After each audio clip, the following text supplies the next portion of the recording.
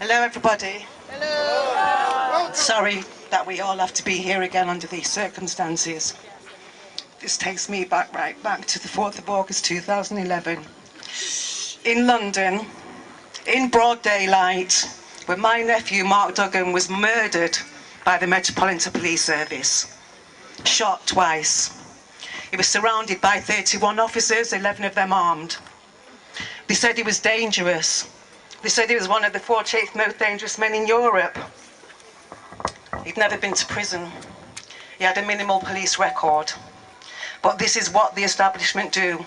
When they go out and slaughter our children, they have to back it up with a smear campaign. So then they weren't happy enough at murdering him. They thought he wasn't even worthy of going to tell his parents your son's dead.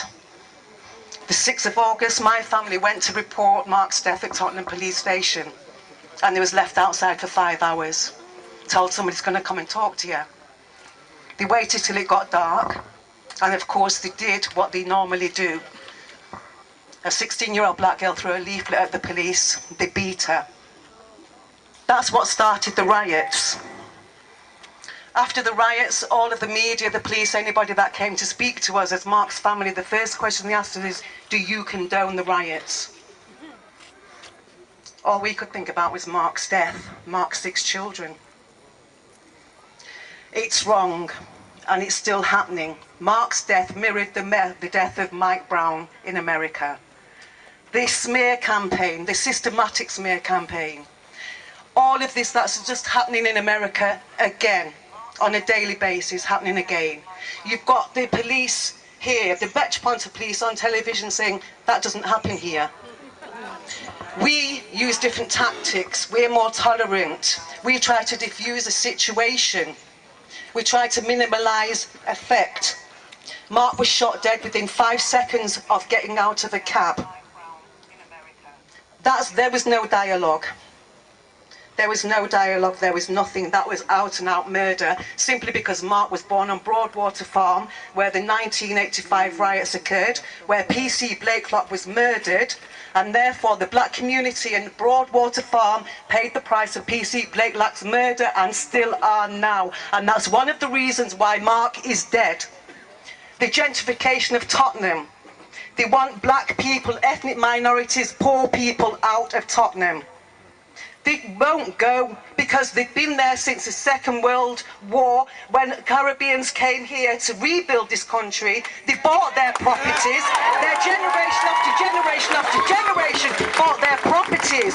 So how are you going to move these people? How are you going to move them? Kill them! Shoot them! They shot Mark simply because he was a member of the Broadwater Farm community, and he was not the only one. They've killed 4 people from Tottenham. 5, in fact, because last year they shot Jermaine Baker, another Tottenham resident. 2008, they shot Azelle Rodney dead, 8 bullets. They said he was armed. He wasn't. He died in a hard stop. The police were told, stop using hard stops because they're dangerous. Mark died in a hard stop in 2011. Okay, what do we do? Make the police wear cameras. Right, what does that do?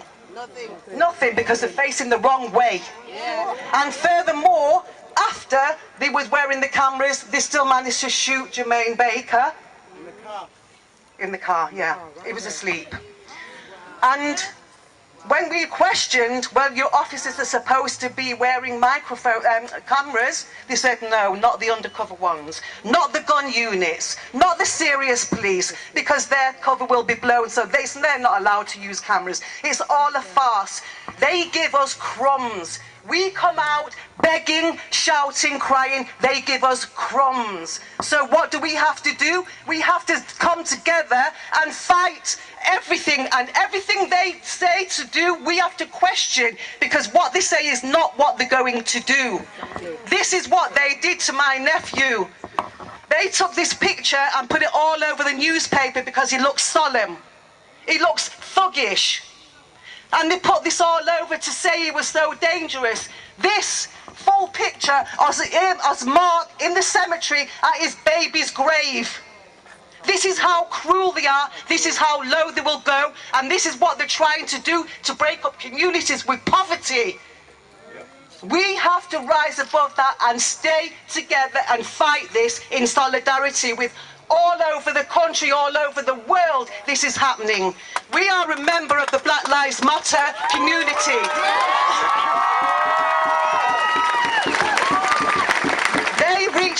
America reached out to us at Mark's funeral. They came over and we did a tour all over England.